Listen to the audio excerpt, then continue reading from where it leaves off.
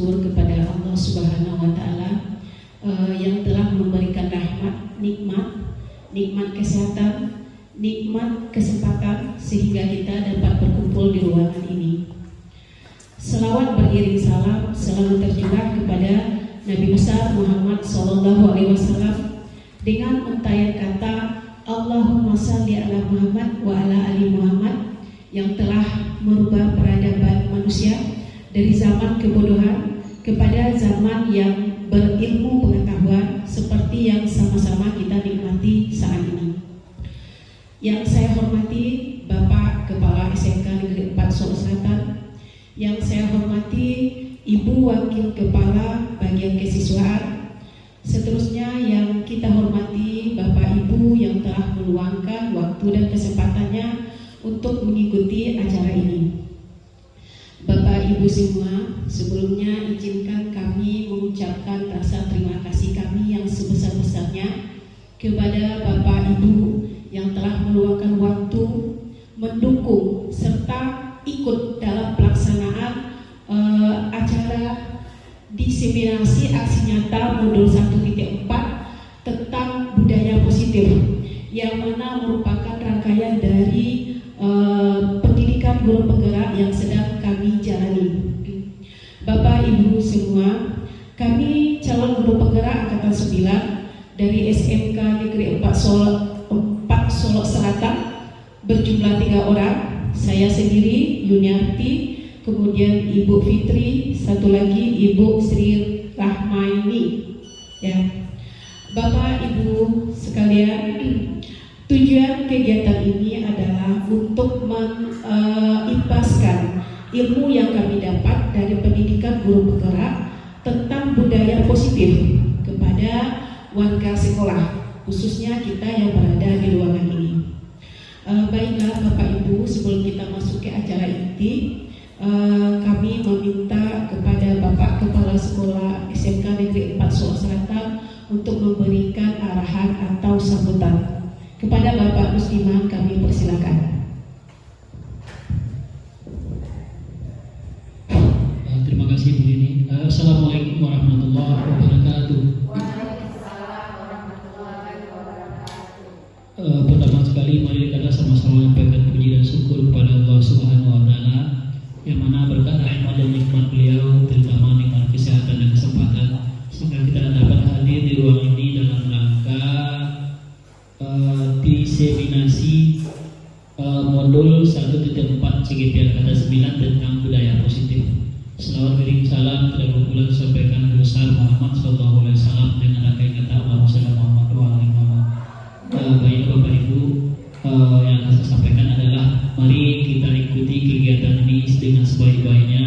Mudah-mudahan apa yang disampaikan oleh kawan kita yang menjadi CGP Angkatan 9, mudah-mudahan kita dapat imbasnya. Ini merupakan aksi nyata dari kawan-kawan kita. Mudah-mudahan saya juga berharap nanti dari ilmu yang beliau imbaskan juga dapat kita praktekkan nanti dalam pembelajaran kita. Juga bisa mengikuti CGP Angkatan 11 seperti ibu-ibu ini. Jadi barangkali itu saja, mari kita ikuti kegiatan beliau ini. Ini merupakan tugas wajib bagi CGP. Barangkali itu saja. Banyak maaf bila ada perbedaan. Assalamualaikum warahmatullahi wabarakatuh. Terima kasih kami ucapkan kepada Bapak Kepala SMK Negeri 4 Solo Selatan yang telah memberikan sambutan serta dukungan atas terlaksananya acara ini nanti ke depannya.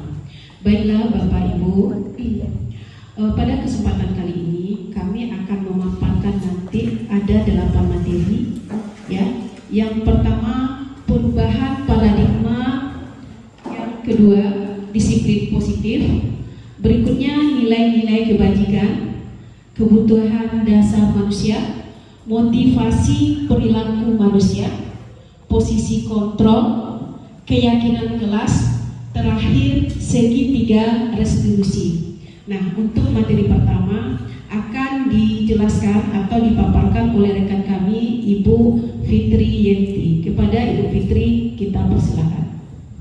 Bismillahirrahmanirrahim. Assalamualaikum warahmatullahi wabarakatuh. Waalaikumsalam warahmatullahi wabarakatuh. Baiklah Bapak Ibu, sebelum kita mulai, saya memperkenalkan diri. Nama saya Fitriyanti, jurusan Bahasa Inggris. Sebelum kita mulai, saya mau tanya dulu, kira-kira bagaimana kabarnya Bapak Ibu hari ini? Luar biasa. Alhamdulillah, luar biasa. Baik, sebelum kita mulai pada topik budaya positif kita hari ini, kita akan mengadakan ice breaking. Bapak Ibu, silakan dimohon untuk berdiri. Kita ice breaking sebentar untuk menyemangati di pagi hari ini. Oke, Bapak Ibu, kita ice breakingnya tentang tepuk pelima. Ibu Sri dan Ibu Yuni mohon dibantu tepuk pelimanya. Pertama,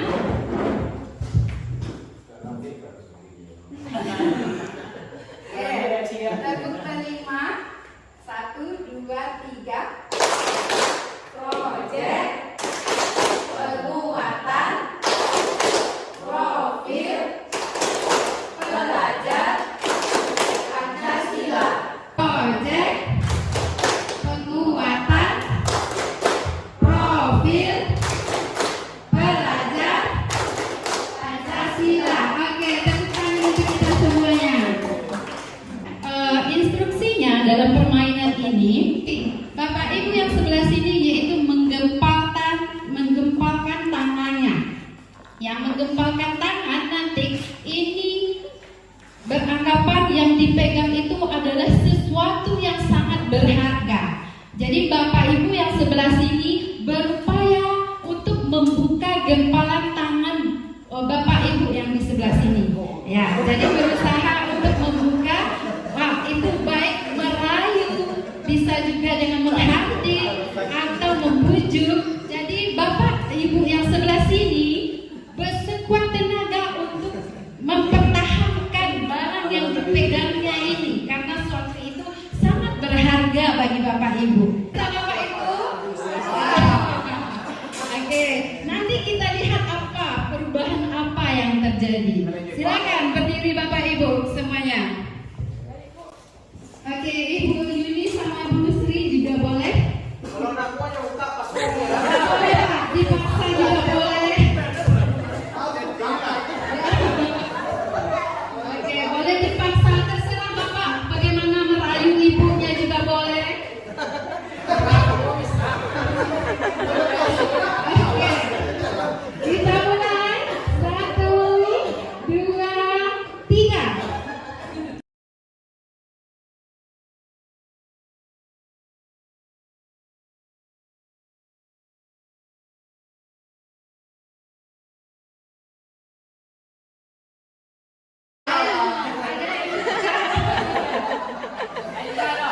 Tidak bisa? Oke, nggak bisa? Ada yang bisa? Tidak. Butis tidak terbuka sama Pak Budi. Ya,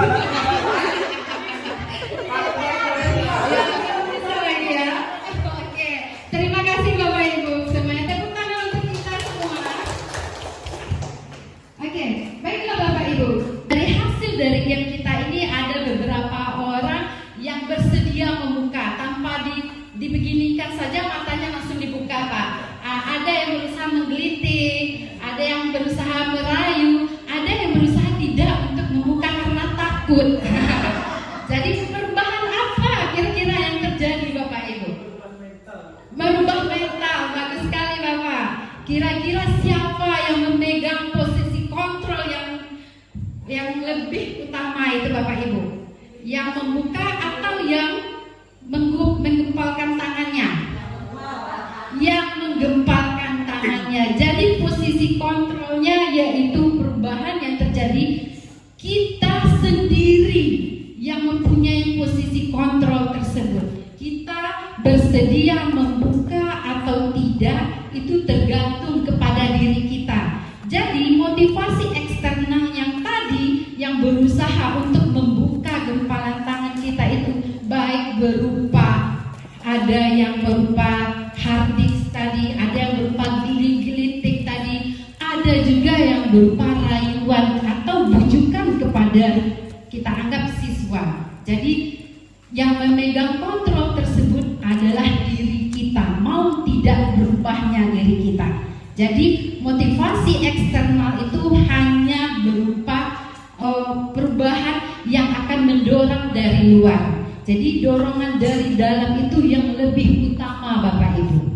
Baiklah, untuk budaya positif, perubahan paradigma teori kontrol ini dari Dr. William Glasser, kita para guru ini mempunyai asumsi, Bapak Ibu, bahwa murid ini bisa kita kontrol, murid ini bisa saya rubah. Tetapi di dalam paparan miskonsepsi yang telah dipaparkan oleh William Glasser ini, stimulus respon itu yang kita ambil itu orang lain bisa mengontrol saya. Pada faktanya di teori kontrol itu kita tidak bisa mengontrol orang lain, melainkan diri kita sendiri yang mengontrol. Jadi titik pusatnya dari diri kita, Bapak Ibu. Jadi berusaha kita merubah paradigma siswa kita, ternyata diri mereka dari intrinsiknya sendiri tidak bisa mau berubah. Jadi kita sudah memberi motivasi eksternal, tetapi kita kembalikan kepada siswa. Apakah dia mau berubah dari motivasi dalam dirinya sendiri? Di dalam budaya positif, di mana disiplin, kata disiplin ini Bapak Ibu berasal dari untuk menjalankan kedisiplinan itu. Sedangkan disiplin positif yang merupakan salah satu penerapan di dalam disiplin tersebut. Kemudian harus adanya kesadaran murid kita tanpa ada paksaan, tanpa ada penghargaan, tanpa ada hukuman. Dia sadar dengan kedisiplinan itu untuk kepentingan dirinya sendiri.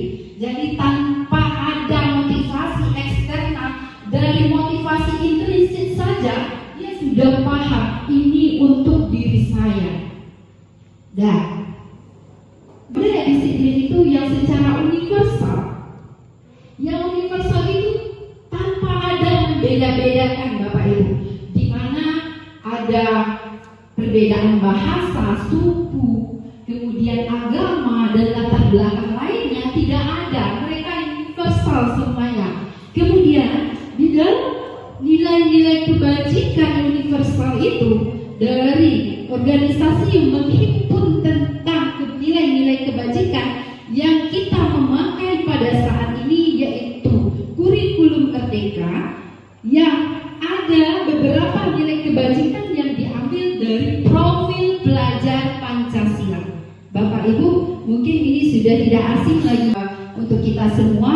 Nilai-nilai kebajikan profil pelajar Pancasila itu terdiri dari beriman bertakwa kepada Tuhan Yang Maha Esa, berakhlak mulia, kemudian mandiri, bernalar kritis, berkebinekaan global, bergotong royong, dan kreatif. Hanya menuntun mereka untuk mendapatkan nilai-nilai kebajikan tersebut. Baiklah Bapak Ibu, untuk topik kita yang kedua, yaitu tentang kebutuhan dasar manusia. Di sini karena kami pematerinya ada 3, kita persilakan kepada Ibu Yuniati untuk memaparkan. Kepada Ibu kita persilakan. Di sini ada 4 kebutuhan manusia. Yang pertama, bertahan hidup. Jadi kebutuhan bertahan hidup ini diantaranya makan, pakaian, perumahan, kesehatan, ya, yang merupakan kebutuhan pokok kita sebagai manusia. Yang berikutnya, kebutuhan dasar manusia yaitu dikasih sayang, kasih sayang dan rasa diterima, ya, diterima, kemudian diperhatikan dan sebagainya. Berikutnya penguasaan atau power, ya. Jadi di dalam diri kita ini ada rasa ingin menguasai, ya. Jadi seperti kita seorang pendidik, seorang guru, ada keinginan atau penguasaan, ya, terhadap peserta didik kita, ataupun ada peserta biar tidak kebablasan. Berikutnya kebebasan, ya. Di samping itu kesenangan, ya, cuma itu Jadi itu merupakan kebutuhan pokok kita sebagai manusia. Jelaskan oleh Ibu Sri. Kepada Ibu Sri kita persilakan. Assalamualaikum warahmatullahi wabarakatuh. Sebelum saya melanjutkan materi pembahasan diseminasi ini, saya ingin memperkenalkan diri dulu Bapak Ibu. Nama saya Sri Rahmaini, guru matematika di SMK 4 Solo Selatan. Topik yang ketiga tentang teori motivasi perilaku manusia. Di sini kami sifatnya bukan mengajari, kami hanya berbagi ilmu kemudian sharing dengan Bapak Ibu. Jadi tentang teori motivasi perilaku manusia. Nah, kita sama-sama mengetahui tentang motivasi. Kita ke sekolah, kita sebagai pendidik datang ke sini tentu juga punya motivasi. Begitu juga murid kita. Ada 3 teori motivasi perilaku manusia. Apa yang 3 itu? Yang pertama, untuk menghindari ketidaknyamanan atau hukuman. Nah, pada teori yang pertama, peserta didik itu biasanya melakukan sesuatu hanya takut dihukum.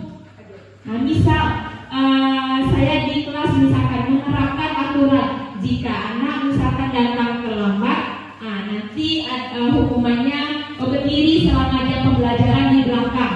Nah, maka otomatis apabila mereka belajar dengan saya, mereka tidak datang terlambat karena takut dihukum. Itu sebenarnya manusiawi, karena dia termotivasi untuk tidak terlambat karena takut dihukum. Namun yang nomor 1 ini, itu motivasinya bukan datang dari dirinya sendiri, melainkan dari eksternal, dari luar, dengan kelas.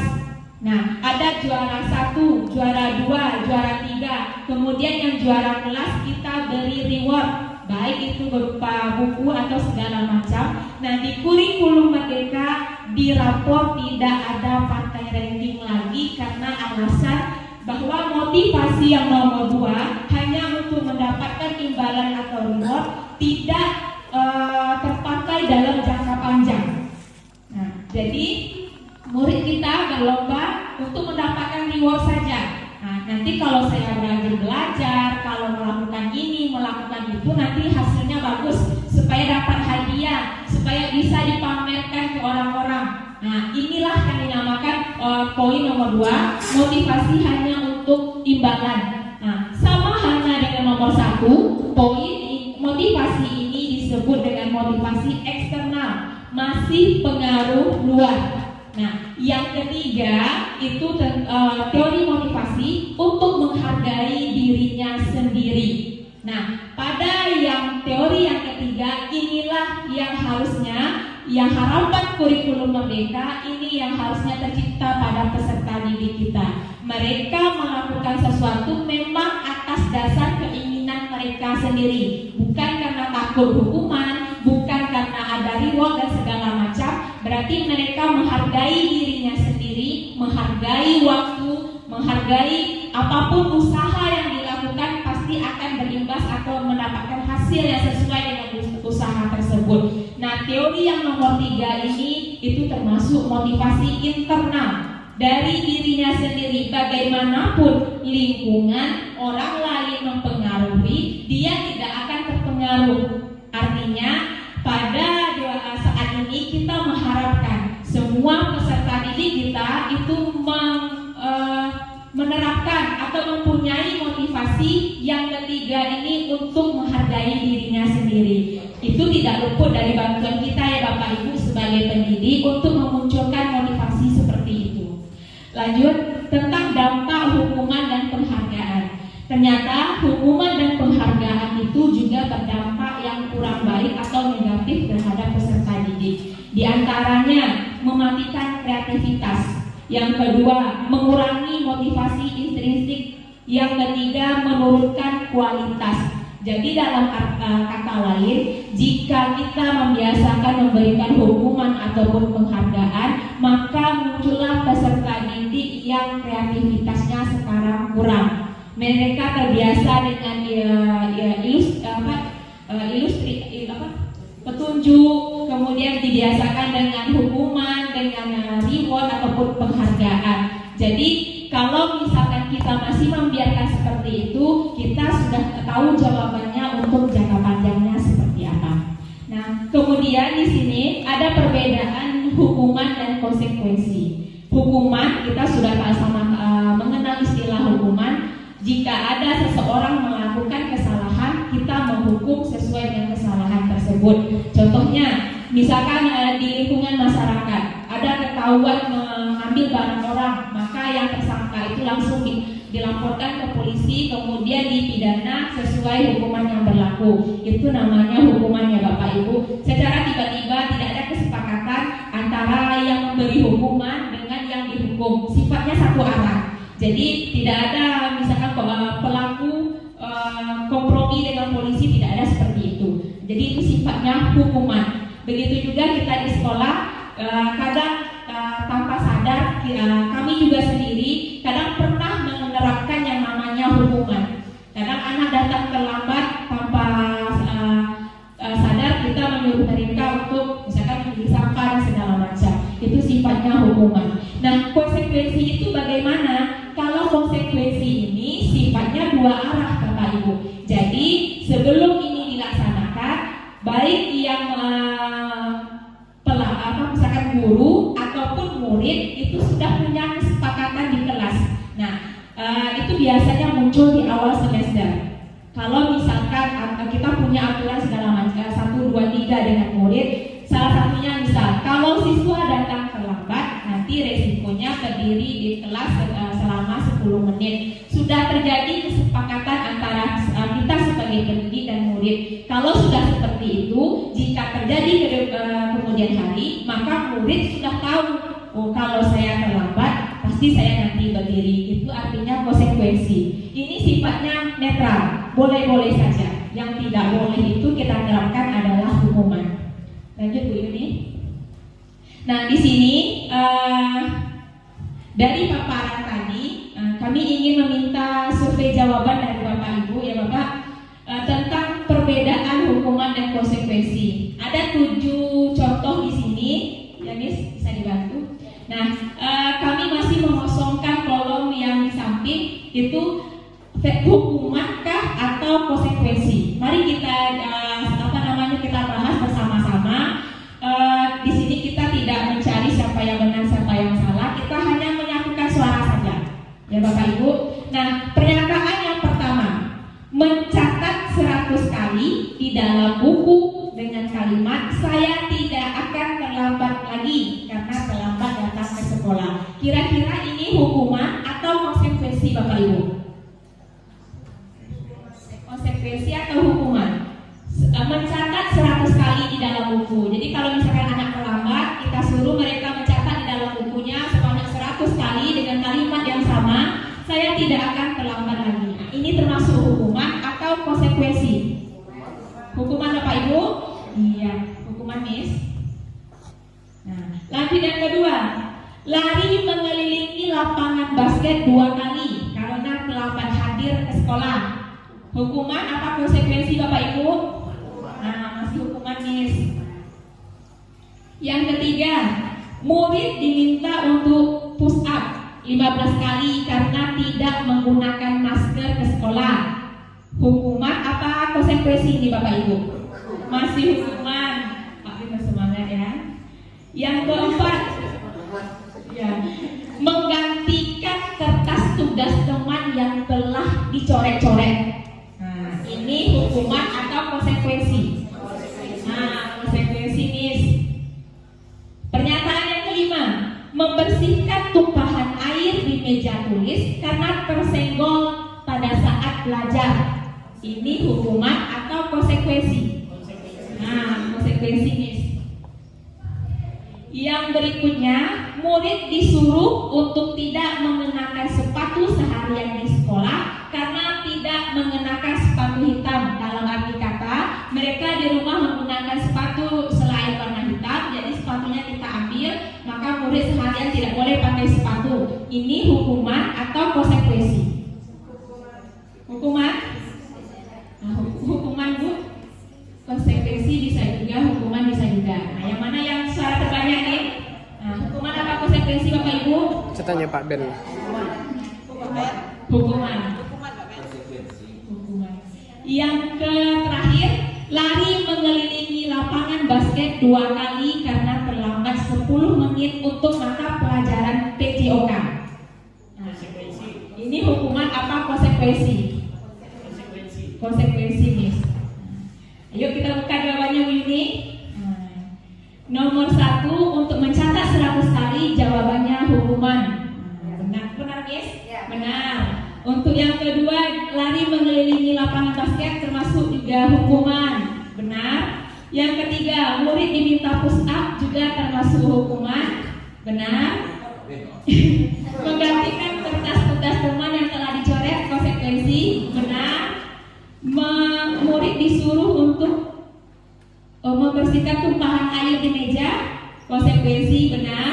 Murid disuruh untuk mengenakan sepatu seharian di sekolah karena tidak mengenakan sepatu hitam hukuman. Benar. Lari mengelilingi lapangan basket 2 kali karena terlambat 10 menit. No, benar semua, Miss. Ya. Tepuk tangan untuk kita semua.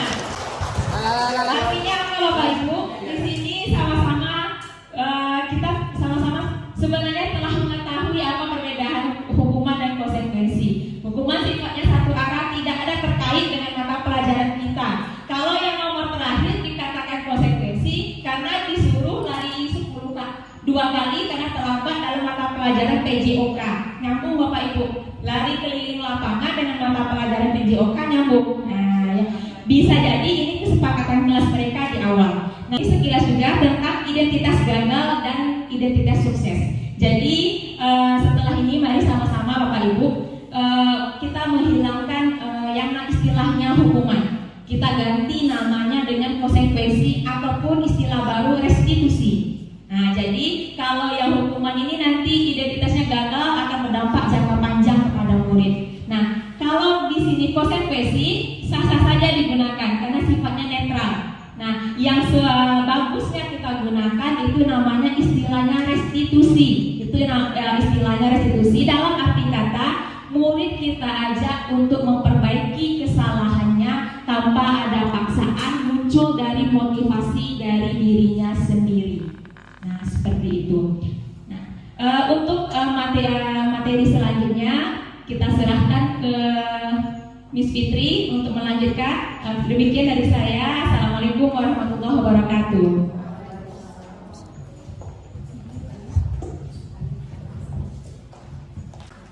Baiklah Bapak Ibu, masih semangat Bapak Ibu. Di dalam budaya positif, di sini juga ada 5 posisi kontrol.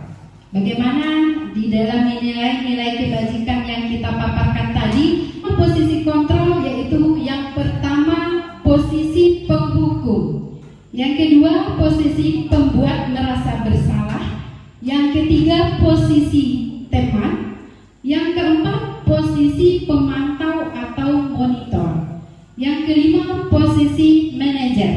Di sini 5 posisi kontrol ini adalah peran kita sebagai guru. Di antara yang 5 ini Bapak Ibu, yang mana yang peran yang telah kita lakukan selama ini dan yang peran apa yang seharusnya kita letakkan posisi kita sebagai guru.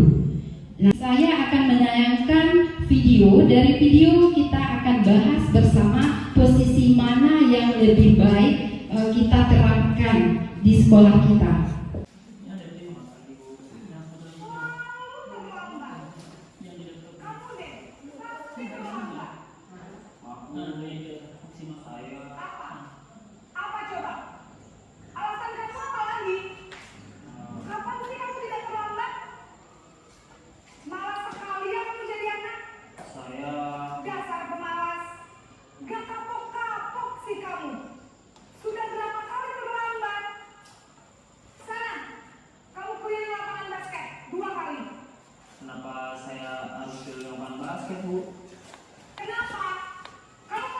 Oke, baik Bapak Ibu, dari contoh video yang terjadi tadi yaitu kasus lari yang terlambat 20 menit. Jadi posisi guru di sini adalah sebagai penghukum. Kira-kira Bapak Ibu dari ekspresi ibu gurunya bagaimana mimik wajahnya tadi Bapak Ibu? Apa senang? ya ada dengan wajah marahnya ya Bapak Ibu ya. Guru itu melatih siswa tersebut. Mungkin bisa saja guru yang penghukum ini menunjuk-nunjuk dengan berkecak tangan di pinggang, bisa jadi karena emosinya melihat siswanya ini terlambat. Kira-kira Bapak Ibu dampaknya ini bagaimana kepada siswa kita nanti? Seandainya posisi kontrol kita seperti itu, apakah ada perubahan pada siswa kita? Dengan kita menteriaki, hei kamu terlambat lagi ya. Cenderung nada suara kita itu keras, tinggi. Kira-kira Bapak Ibu, siswa kita ini akan berubah untuk terlambat atau tidak terlambat lagi? Bisa jadi terlambat lagi. Karena apa? Siswa yang kita hadis tadi bisa jadi dia mendongkol, mengedumel di dalam hatinya. Bisa saja mungkin langsung melawan Bapak Ibu dengan alasan-alasannya yang begitu banyak. Jadi posisi kontrol ini apakah baik kita lakukan? Posisi kontrol penghukum ini siswa merasa tidak nyaman karena kita mendorongnya tidak dari motivasi di dalam dirinya. Karena dia melakukan mungkin karena rasa takut Bapak Ibu. Takut terlambat, takut dimarahi lagi. Baik Bapak Ibu, kita lanjut contoh kedua, yaitu posisi guru sebagai rasa bersalah. Ya Tuhan, Naren, kamu senang ya bikin ibu susah ya? Kalau kamu terlambat lagi, nanti ibu yang ditegur bapak kepala sekolah, nak. Disangka ibu tidak bisa membina kamu. Duh, gimana ini? Maaf Bu. Duh, Gusti Naren, kamu suka ya kalau ibu tegur bapak kepala sekolah? Terus, sekarang ibu harus tulis apa ini di buku absen? Ini kamu sudah sering terlambat loh. Ibu harus apa coba? Maaf Bu. Maaf sekali. Ya sudah, lain kali jangan bikin ibu susah lagi ya nak ya. Bapak Ibu, mungkin ada yang sudah senyum-senyum ya. Ada yang sepertinya saya posisi kontrol saya seperti ini loh. Nah, pembuat rasa bersalah itu Bapak Ibu, suara kita cenderung tenang, tetapi agak menusuk kepada siswa kita. Waduh, Naren, tolonglah Naren, nanti ibu yang kena marah kepala sekolah nanti. Jadi suara kita seolah-olah menyudutkan siswa kita, sehingga apa dampaknya Bapak Ibu? Siswa ini dia merasa sangat bersalah sekali kepada kita, sehingga dia nanti menjadi tidak berkembang. Dan dia takut ibunya nanti kena marah kepala sekolah gara-gara saya ini, ibu ini kena marah dengan kepala sekolah. Jadi merasa tidak enak dia. Jadi apakah ini bisa kita kembangkan Bapak Ibu dengan rasa bersalah ini?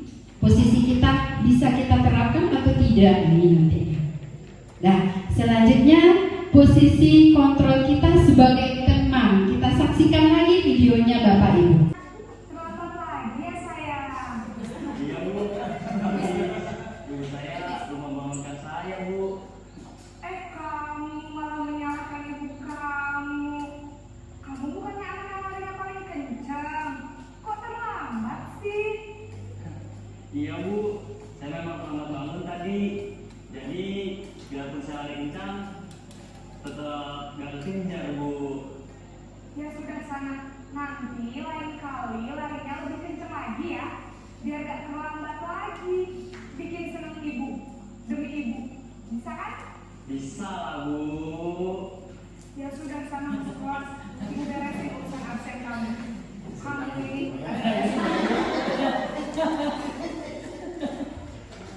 Baik, Bapak Ibu, posisi kontrol guru ini sebagai teman ini dia biasanya berbicaranya lebih akrab dengan siswa ini. Dia tidak ada merasa kaku atau formal ya Bapak Ibu. Siswa ini biasanya kalau seperti ini ada merasa damai deh kalau ada berada di sisi guru ini. Sebenarnya motivasi eksternal ini baik dilakukan, tetapi lebih baik kita memotivasinya dari dirinya. Kalau ini ada merasa membuat siswa ini terlindungi,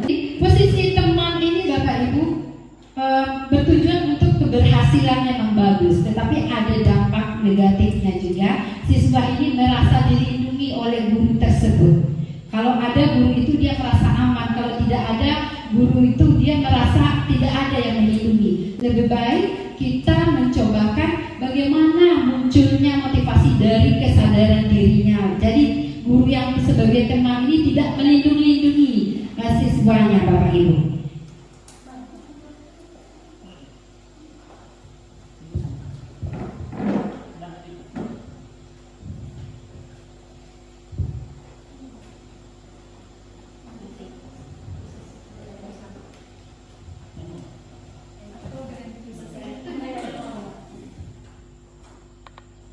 Baik, Bapak Ibu, kita lanjut posisi sebagai pemantau atau monitor. Sekolah jam 7, Bu. Iya betul, sekarang sudah jam 7.20. Naren sudah tahu konsekuensinya jika terlambat hadir. Paham, Bu. Saya harus tinggal kelas pas jam istirahat selama 20 menit. Iya benar, konsekuensinya demikian. Jadi nanti jam 9.30 pas istirahat, kamu harus tinggal di kelas, kerjakan tugas tambahan untuk ketertinggalan kamu, ya? Baik, Bu. Baik, Bapak Ibu, posisi pemantau ini biasanya nada berbicaranya itu agak formal, ya. Jadi posisi pemantau ini biasanya nada berbicaranya itu agak formal, ya. Jadi dampak negatifnya sehingga siswa ini bisa menghitung sendiri. Jadi dia bukan dari dirinya untuk berubah, Bapak Ibu. Wah, ini belum lagi, masih aman ini. Absen saya masih 5% ini. Jadi ada nilai seperti itu, Bapak Ibu. Nah, jadi masih ada dampak negatif. Akhir, Menurut kamu, keyakinan sekolah yang mana yang perlu kamu tingkatkan? Menghargai diri sendiri dan orang lain mungkin, ya, Bu. Setuju. Jadi, apakah Naren meyakini prinsip saling menghormati tersebut? Iya, Bu. Saya meyakininya. Apakah Naren bersedia memperbaiki masalah keterlambatan ini? Bersedia, Bu. Bagaimana kamu akan perbaiki masalah keterlambatan ini? Saya akan coba untuk tidak lupa menyetel alarm saya, Bu. Baik, kalau Naren lupa menyetel alarm di rumah, ada orang yang kira-kira bisa bantu mengingatkan tidak? Ada, Bu. Kata saya, Kak Emma. Ada lagi selain Kak Emma? Selain Kak Emma, ada ibu saya. Baik, jadi yang mengingatkan Naren adalah Kak Emma dan ibu kamu, ya? Kira-kira akan mulai start alarm kapan nih, Naren? Setelah pulang sekolah, akan segera saya lakukan. Baik, jadi Naren akan setel alarm untuk bangun besok pagi dan akan diingatkan oleh kakak dan ibu dan Naren, ya? Ada lagi yang mungkin perlu dilakukan, Naren? Agar tidak terlambat bangun lagi. Tidak ada, Bu. Baik, Naren. Terima kasih untuk kerjasama kamu. Sekarang kamu perlu kembali ke kelas untuk belajar. Baik, Bu. Terima kasih. baiklah Bapak Ibu, dari video terakhir ini adalah posisi kita sebagai manajer. Yang sebagai manajer itu kita hanya memancing siswa ini dengan pertanyaan-pertanyaan yang membuat mereka sendiri yang mencari solusi. Baiklah Bapak Ibu, dari video terakhir ini adalah posisi kita sebagai manajer. Yang sebagai manajer itu kita hanya memancing siswa ini dengan pertanyaan-pertanyaan yang membuat mereka sendiri yang mencari solusi dari masalah yang terjadi tadi. Jadi di sini kita bisa memakai segitiga restitusi dalam pemecahan masalah siswa tersebut sehingga siswa itu mencari masalahnya, mencari solusi dari masalahnya tersebut dari dirinya muncul, Bapak Ibu. Kita hanya memancing seperti yang kasus terjadi pada Naren. Kira-kira apa yang akan dilakukan Naren supaya tidak terlambat lagi. Jadi kita lempar kepada siswa kita. Dia berpikir, Bapak Ibu, saya seharusnya menjadi manajer bagi diri saya sendiri. Dari 5 posisi kontrol tadi, yang mana yang lebih baik kita terapkan, Bapak Ibu? Apakah posisi penghukum, posisi sebagai teman, pemantau, pembuat rasa bersalah, atau posisi manajer? Ya, posisi manajer. Semoga kita semua belajar ini terhadap masalah-masalah yang terjadi pada siswa kita, khususnya di sekolah kita ini Bapak Ibu. Karena kita tidak memberi hukuman, tidak hanya memberi penghargaan kepada siswa kita, melainkan kita menyadarkan siswa kita dari motivasi yang ada pada dirinya. Motivasi intrinsik yang muncul, dia yang berbuat salah, dia juga mencari solusinya Bapak Ibu. Kemudian untuk tercapainya nilai-nilai kebajikan yang ada pada profil pelajar Pancasila kita yang 6 tadi. Semoga ini bisa kita terapkan ke depannya nanti Bapak Ibu dari hasil seri kita ini. Untuk menguji pemahaman kita kembali dari pertanyaan-pertanyaan ini, kira-kira posisi kontrol mana yang dilakukan dalam pernyataan kalimat ini Bapak Ibu? Saya kecewa sekali dengan kamu. Apakah itu membuat merasa bersalah? Ya, oke. Lakukan dari ibu atau bapak. Ya, posisi kontrol teman. Kemudian bagaimana kamu bisa menyelesaikan masalah ini? Oke, manajer. Apakah kamu mau mendapatkan stiker bintang hari ini? Berarti di sini ada konsekuensinya. Kalau kita bekerja ada dapat bintangnya. Kamu selalu yang paling terakhir. Ini adalah penghukum. Nah, kita selanjutnya keyakinan kelas yang akan dipaparkan oleh Ibu Yuniarti. Terima kasih Bapak Ibu. Baik, terutama untuk saya sendiri, mungkin ini masih baru dan saya dapat dari pendidikan guru penggerak. Ya, jadi ternyata peraturan, konsekuensi, disiplin serta keyakinan kelas itu berbeda Bapak Ibu.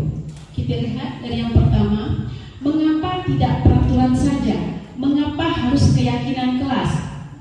Di sini, mengapa kita memiliki peraturan harus menggunakan helm bila mengendarai kendaraan roda 2? Nah, jadi kalau motivasi itu sifatnya dari luar, ya, kita pakai masker saja, ya. Jadi supaya tidak disuruh keluar. Itu namanya motivasi itu dari luar karena takut dengan tidak bisa masuk tadi. Tetapi sebagusnya kita yakini kalau memakai masker itu untuk kesehatan, kita menyadarinya. Begitupun dengan penggunaan helm tadi. Kalau kita tidak pakai helm waktu mengendarai kendaraan, nanti imbasnya kalau terjadi kecelakaan tentu cedera diri sendiri. Begitu. Jadi ada kesadaran secara intrinsik, ya. Yang ketiga, mengapa kita memiliki peraturan harus datang tepat waktu pada saat mengikuti pelatihan, ya. Kembali ke yang tadi, kalau memang kita menyadari hal itu penting, maka kita akan melakukannya dan itu termasuk ke dalam motivasi intrinsik. Oke, Bapak Ibu, sekarang mungkin Ibu, kami di sini tidak bermaksud menggurui, kita adakan simulasi. Saya akan memandu Bapak Ibu untuk membuat keyakinan kelas, ya, di mana untuk membuat sebuah keyakinan kelas itu memang didasari oleh kesadaran, keinginan dari diri masing-masing peserta didik kita. Dan di dalam merancang atau membuat kalimatnya harus menggunakan kalimat-kalimat yang mengandung ke arah positif, ya, seperti begini. Kita tidak boleh menggunakan kalimat tidak boleh buang sampah sembarangan, misalkan seperti itu. Kemudian dilarang mencontek. Nah, itu kata-kata yang sifatnya negatif. Tetapi rubahlah kata-kata itu menjadi buanglah sampah pada tempatnya. Jujurlah di dalam pembelajaran, ya. Nah, sekarang rekan saya akan membagikan skip note. Ya. Jadi Bapak Ibu boleh mengisinya. Kemudian Bapak Ibu tempelkan ke kertas plano yang sudah disediakan. Nanti akan kita sepakati, ya. Nah, mana dari kesepakatan kelas itu yang sama, ya, itu akan kita buang satunya.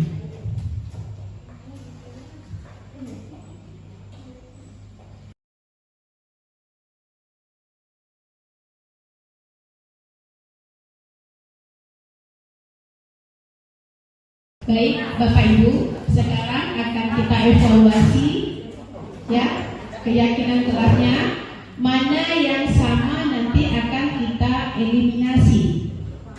Yang pertama, saling menghargai, berpakaian rapi, hadir tepat waktu, mengikuti pelajaran dan mengerjakan tugas tepat waktu, belajar tekun kunci keberhasilan. Berarti di sini belajar ada 2, kita ambil 1.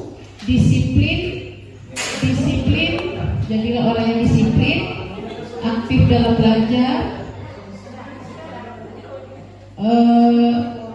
membaca doa sebelum belajar, ini ada 2. Aktif dalam pelajaran juga ada 2. Berpakaian rapi dan sesuai hari. Kemudian menjaga kebersihan kelas. Saling Pak Udi? Jagalah disiplin, Pak Udi. Ini jadilah siswa yang disiplin. Berarti jadilah orang yang disiplin, sama ya Pak Udi? Boleh kita ambil 1 ya. Saling kerjasama di dalam kelompok. Kalau kerjasama dalam kelompok ada yang sama, tidak, jadi kita ambil lagi. Oleh Bu Sri bisa dibantu dirapikan lagi di atas. Kita mempunyai ada berapa ini? 5, 9, 10, 14 keyakinan kelas. Setuju Bapak Ibu? Dan siap untuk dijalaninya, untuk menjalani begitu. Siap? Baik, akan kita bacakan. Yang pertama, keyakinan kelas yang pertama, jadilah orang disiplin. Nanti kita evaluasi bersama, mana yang sama nanti kita buat. Yang kedua, saling menghargai, pantang tepat, datang tepat waktu. Nah, ini kayak bisa kita ya. Berikutnya, hadir tepat waktu. Berarti sama, kita buat 1 ya. Kemudian berpakaian rapi dan sesuai hari. Setuju Bapak Ibu? Nah, berikutnya belajar dengan sungguh-sungguh. Setuju Bapak Ibu? Setuju? Kita lanjut. Menjaga kebersihan kelas dan sekolah. Ini penting sekali ya Bapak Ibu. Setuju? Berdoa sebelum belajar. Ini sangat penting sesuai dengan profil pelajar Pancasila tadi, karena dituntut siswa itu harus bertakwa kepada Tuhan Yang Maha Esa ya. Jadi tercermin di sini berdoa sebelum belajar. Berikutnya, materi kurang gimana sehingga mengikuti dan mengerjakan tugas tepat waktu ya. Kemudian aktif di dalam belajar. Ada yang tadi kita ambil 1. Berikutnya menjaga kebersihan kelas juga sudah ada. Mengikuti dan mengerjakan tugas tepat waktu sepertinya tadi sudah. 1 lagi, saling kerjasama di dalam kelompok. Belum ya? Jadi kita ambil 1 lagi. Nah, jadi yang menjadi keyakinan kelas kita ada ini 6, ada 10. Dan ini sudah kita buat secara bersama sesuai dengan keyakinan atau kesepakatan kelas kita tadi. Dan ini harus kita jalannya dengan kesadaran diri. Nah, Bapak Ibu, karena kita sudah membuat kesepakatan kelas, keyakinan kelas, maka kita harus membubuhkan tanda tangan serta nama di sini sebagai bentuk keyakinan kelas yang suka kita buat bersama. Ya, biasanya seperti itu. Dan nanti bisa Ibu Bapak terapkan di kelasnya masing-masing. Ya. Sampai di sini ada pertanyaan, bisa dimengerti ya Bapak Ibu ya. Kami harap Bapak Ibu nanti bisa mengimplementasikannya di kelas masing-masing. Secara tidak sadar selama ini sebenarnya kita sudah menerapkan. Nah, tapi supaya penjelasannya lebih itu apa sih segitiga restitusi? Nah, kami bantu sharing di sini. Restitusi itu sendiri adalah proses menciptakan kondisi bagi murid untuk memperbaiki kesalahan mereka, sehingga mereka bisa kembali pada kelompok mereka dengan karakter yang lebih kuat. Artinya proses restitusi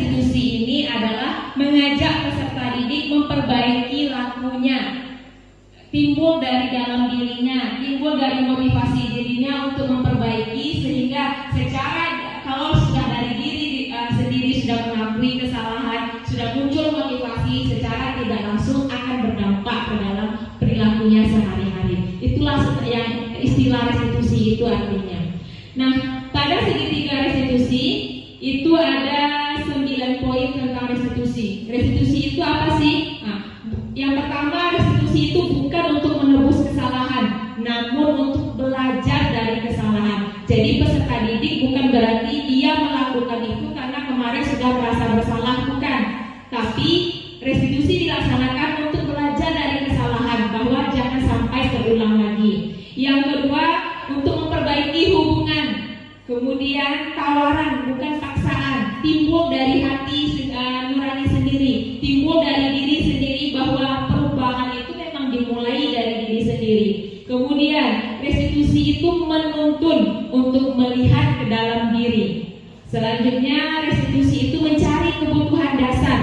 Karena anak siswa kita di sini dengan karakteristik yang berbeda-beda tentu memiliki kebutuhan dasar yang berbeda-beda. Ada yang anak misalnya tidak mau diam di kelas, bukan berarti mereka yang salah, melainkan mereka butuh kebebasan atau kebutuhan dasarnya butuh kebebasan.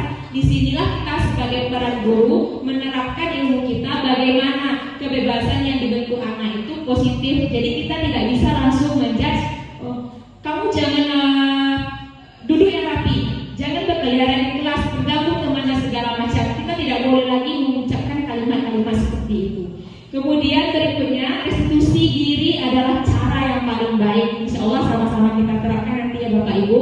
Kemudian restitusi fokus pada karakter, bukan tindakan. Restitusi fokus pada solusi. Kemudian yang terakhir, restitusi mengembalikan murid yang berbuat salah pada kelompoknya. Kita tidak menghakimi, kita tidak menuntut murid untuk berbuat salah, mengakui kesalahan, tapi kita sama-sama memperbaiki diri supaya murid itu belajar dari kesalahan. Pada tahapan segitiga restitusi, kenapa sih namanya segitiga restitusi? Karena memang langkah-langkahnya ada 3. Ketiga ini punya peran yang sama, makanya digambarkan dengan segitiga sama sisi. Langkah yang pertama itu dimulai dari dasar, menstabilkan identitas. Jadi kalau misalkan anak kita sudah melakukan kesalahan, kita panggil, kita stabilkan dulu emosinya, kita stabilkan dulu identitasnya dengan pernyataan seperti ini. Kenapa kamu terlambat lagi? Mungkin mereka menjawab, oh saya terlambat bangun Bu. Oh wajar, manusiawi. Seseorang pasti pernah melakukan kesalahan. Dengan kalimat kita yang seperti itu, mereka merasa dihargai, walaupun mereka salah, tapi setidaknya mereka dihargai. Oh ibu ini tidak marah ya, berarti ada prosesnya untuk netral identitasnya masing-masing. Kemudian yang kedua, itu tentang memvalidasi tindakan yang salah. Setelah anak ini kita ajak berbincang-bincang, kemudian setelah mereka sudah stabil, baru kita tanyakan dengan kalimat, kalau boleh ibu tahu, kenapa kamu terlambat? Nah, ya, jadi di sini termasuk juga peran kita sebagai manajer.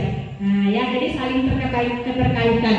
Nah, nanti di situ anak-anak akan menjawab alasannya, kemudian kita respon dengan kalimat positif. Langkah yang ketiga itu menanyakan keyakinan. Setelah anak terbuka kepada kita alasannya terlambat, di sini baru kita masukkan aturan-aturan sekolah atau keyakinan yang telah kita sepakati. Jadi di sini kita kaitkan. Nah, kalau kamu seperti ini, kamu tahu kan keyakinan kelas mana yang kamu melanggar. Nah, jadi mereka mengingat lagi keyakinan kelas yang sudah dibentuk. Jadi secara tidak langsung mereka akan belajar dari kesalahan mereka tanpa kita harus menghukum mereka, tanpa mereka takut dan segala macam.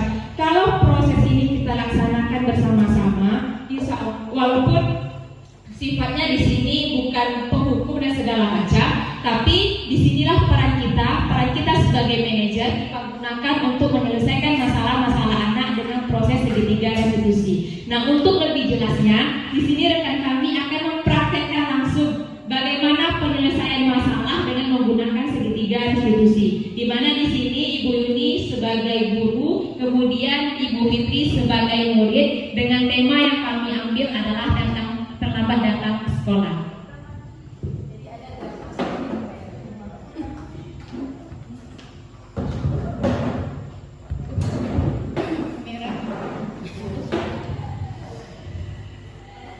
Fitri, Iya Bu. Fitri Ibu panggil ke sini karena Ibu dapat laporan dari guru piket kalau untuk beberapa hari ini Fitri sering terlambat. Benar itu? Iya Bu. Udah berapa kali terlambatnya? Sudah 4 kali. 4 kali ya? Ya, Fitri, Ibu mengerti, Ibu paham. Ya, setiap manusia itu pernah berbuat salah dan itu manusiawi. Oke, di sini Ibu tidak akan mencari kesalahan Fitri. Mari kita cari saja solusinya. Fitri bersedia? Bersedia Bu. Fitri, ya, Fitri terlambat pasti ada alasan. Apa alasannya? Iya Bu. Karena saya main HP sampai larut malam Bu. Karena chattingan dengan Peggy Bu. Fitri, ya. Kita kemarin punya keyakinan kelas, ya, masih ingat? Nah, dari sekian keyakinan kelas kita, mana yang belum Fitri terapkan? Belum datang tepat waktu Ibu. Ya.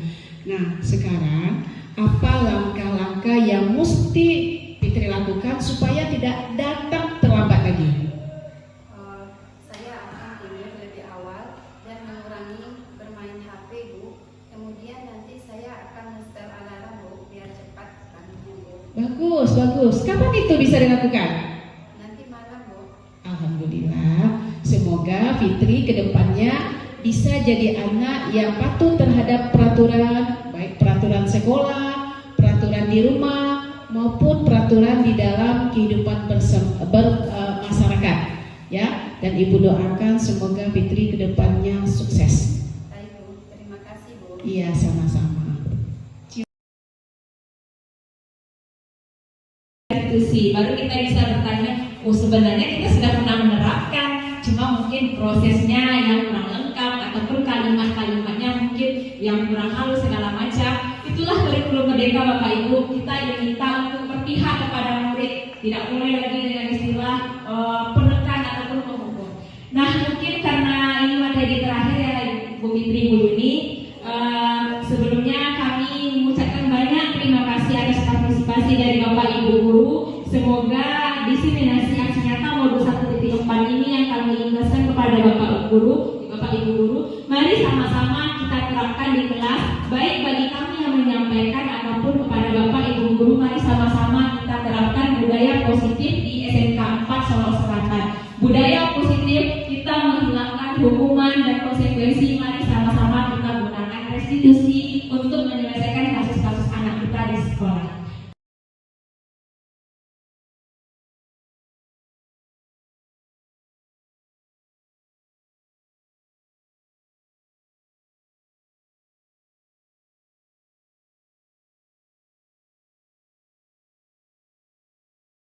Assalamualaikum warahmatullahi wabarakatuh. Waalaikumsalam warahmatullahi wabarakatuh. Bagaimana kabarnya hari ini? Baik. Sehat? Sehat. Tetap semangat? Semangat. Nah, pada kesempatan kali ini kita akan membuat sebuah keyakinan kelas, ya? Setuju enggak? Setuju. Di mana keyakinan kelas ini merupakan kesepakatan kita semua warga kelas ini untuk kedisiplinan serta terlaksananya proses PBM yang baik di kelas kita. Ya, di dalam penyusunan keyakinan kelas nanti akan kita sepakati menggunakan kata-kata yang sifatnya positif. Jadi nanti Ananda misalkan dilarang buang sampah, itu bukan tidak boleh kata dilarang ya, tukar dengan buanglah sampah pada tempatnya. Ya, kemudian kalau misalkan dilarang mencontek, tidak boleh mencontek, itu tidak ada kata-kata yang demikian. Ya, atau Ananda tukar dengan jujurlah di dalam melaksanakan proses PBM atau jujurlah di dalam ujian, gitu ya. Nah, nanti Ananda akan dibagikan kertas ini, silakan buat di sana apa saja kira-kira kesepakatan kelas yang nanti akan kita sepakati. Ada pertanyaan? Ya. Silakan ditulis sesuai dengan keinginan Ananda semua. Ya, nanti baru kita sepakati. Kalau ada beberapa kesepakatan yang sama, kita ambil satu saja. Ada pertanyaan? Ya. Tidak? Kita mulai. Ya. Nah, ini Ibu bagikan. Nanti Ananda menempelkan di depan.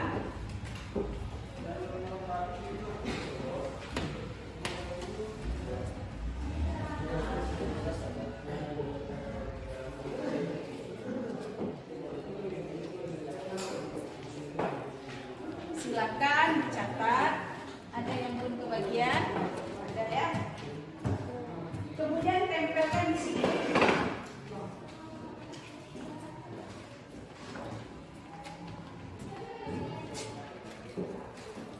Silakan ditulis. Kemudian nanti kalau sudah selesai kita tempelkan di sini.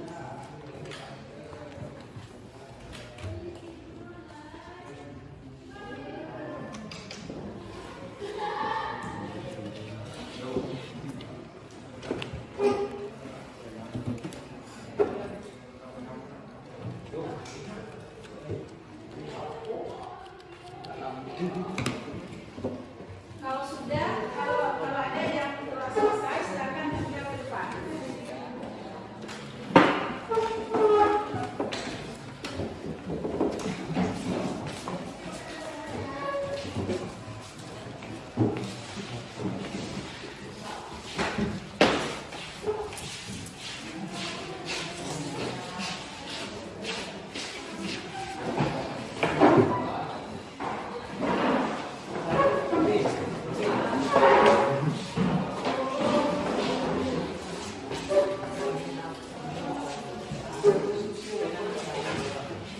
Silakan Ananda duduk lagi di tempatnya.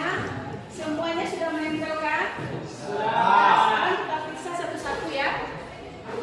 Yang pertama, sopan santun dalam pelajaran, saling menghormati, berbagi satu sama lain, kemudian rendah hati, jujur, sopan dan disiplin, menjaga kebersihan kelas, sopan.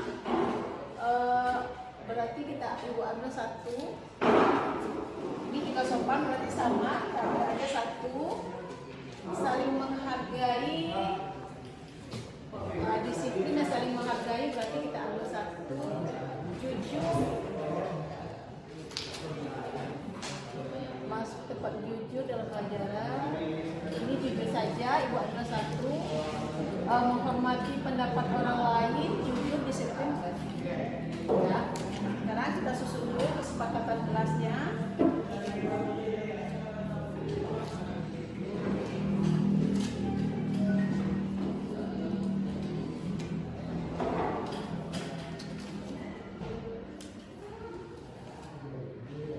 Nah, kita cek lagi ya. Ada 8 kesepakatan kelas kita yang nanti akan kita jadikan sebagai proyek.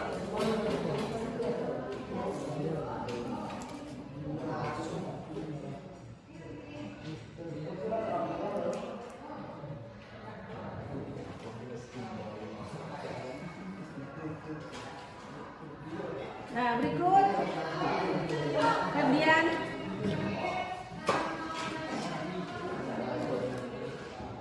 Siap-siap bilang ya, siap ini ya.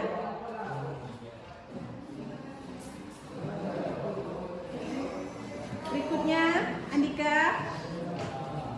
Siap Andika, siap ini.